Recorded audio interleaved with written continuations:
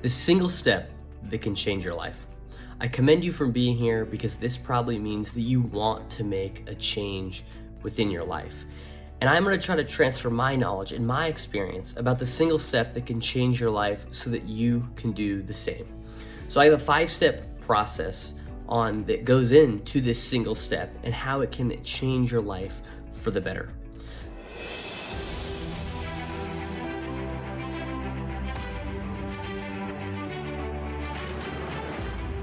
So the first step, the first thing that you need to do to take that first step of changing your life, is to recognize the need for change. And you can do this through a few different ways. Maybe just self-assessment. You reflect and you're like, I really need to change these things. Or maybe you're struggling to understand what you need to change. That's where I'd encourage you to take the balance wheel in the description below, because that can highlight the areas of change that you may want to make. Because you're going to look at the professional side of things, your relationships, your resources, and your health. And in one of those 4 areas, or maybe all of those 4 areas, you're going to find things that you'd like to change. So it's that self-assessment and understanding, what do I need to change? Because with that, there may be some discontent within your life, and that's totally okay. You may feel a little bit unhappy with a few things, and being able to understand that discontent means that you are ready for change and you recognize the need for change. Once you feel that discontent, you understand, okay, this is something that I want to make a difference in my life. How can I change it? From there, once you've conducted that self-assessment, you've understood the discontentment, it's then time to set intentions for your change. It's time to say, okay, I want to start doing X, Y, or Z. So we'll just use a quick weight loss example. Maybe you want to lose 15 pounds over the next 6 months. You would take the balance wheel, you'd understand, hey, my physical health isn't where I want it to be. My mental health isn't where I want it to be. I have discontentment around it. I am going to lose 15 pounds in 6 months. Set that intention in any area. So that's the first step, is recognizing the need for change and then setting intention around those. The second step is overcoming the fear and the doubt related to change. Because inevitably there will be some doubt and fear that can creep in when you want to make this change, because you may have the fear of failure. You may say, well, I want to go lose these 15 pounds, but I don't know if I can do it. That's a normal fear to have, and how are you going to get over that? Another thing is the fear of judgment. Oh, well, I want to go lose these 15 pounds, but I'm worried about how people are going to judge me because I'm all health oriented now. Those are 2 real fears. And it's to understand, how do you move past that? And how you move past it is to understand and carry the intention of change that you have. What's the reason you want to change? You want to change because you want to be a healthier and better version of yourself. And that can help you get over that fear of failure, that fear of judgment, because you know your intention is more important than any of those things. You will work through those things because that intention is so important to you. And understand the concept that courage comes before the change. Confidence comes after. You're not going to feel confident going into this change.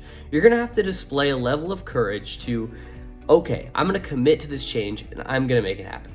The confidence will come after that change has happened, because you'll feel good about it after you've been in it. It's courage before.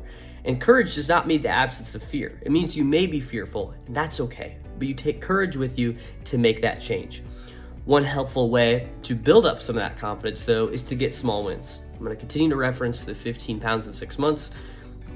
One way to look at this is that if you want small wins, what you can do is, okay, the first win is just going to the gym. Okay, that's a great small win. You can feel good about that, build your confidence. From there, it may be diet, whatever it is. So it's building those small wins in whatever area you're in, finding that first action you could take, it's that micro action to help you feel a little confidence. So it's overcoming that fear and doubt. That's the second step. Now, the third step to create that single step that could change your life is planning the step. When it comes into planning the change and planning the step, goal setting. What kind of goals are you going to have around it? So 15 pounds in 6 months. Maybe by 3 months, you want to have 7 pounds off. Whatever it may be. And you can do a quarter, so 3 months out of a year, then you could do the other quarter for your last 3 months, or you could do weekly. You can do, so maybe it's weekly, you want to lose half a pound. Whatever it is, you break down those goals, and then how are you going to get there? With the goals, I'd encourage you to do the 4 It's of goal setting, which is say it out loud, write it down, put a date on that goal, and then share that goal with someone with the date. It'll make you much more likely to do it. So set those goals. Also, understand with your change and with your step is what resources do you need to make this change? Is it time? You need those 6 months to lose 15 pounds. Is it information? Well, you might need some information on how to lose the 15 pounds and what are the best programs to do so and how many calories you should be eating. Or is it support? Do you need support of your spouse, of your family, of your friends to be able to make this change, whatever realm it is? So understanding what resources do you need and not need, what resources would help make the change. Now, on top of that, set that timeline with planning this change. Say, by this date, I'm gonna be going to the gym, and by this date, I'm gonna be eating these foods to allow me to lose this weight. So set those timelines with the goal setting, and that can be very helpful in planning your change. Now that's the third step, is planning your change. Now, the second piece is, the fourth step is executing upon that change. Once you've decided what change you want to make, you've set some goals around it, you've acknowledged your fear and doubt, you've understood your intentions, it's the time to execute upon it. So what action-oriented behaviors can you take to make the change? Because we've done a lot of thinking and a lot of writing before this, but we need to start taking action. So the first action would be going to the gym. Second action is doing grocery shopping for healthy food. So you can see how that builds on top of each other as you have all these things, but this is maybe the most important step, is taking that action. A lot of people will talk and write down stuff, but when it's time to take action, what do you do? So it's time to take action, take that action-oriented behavior.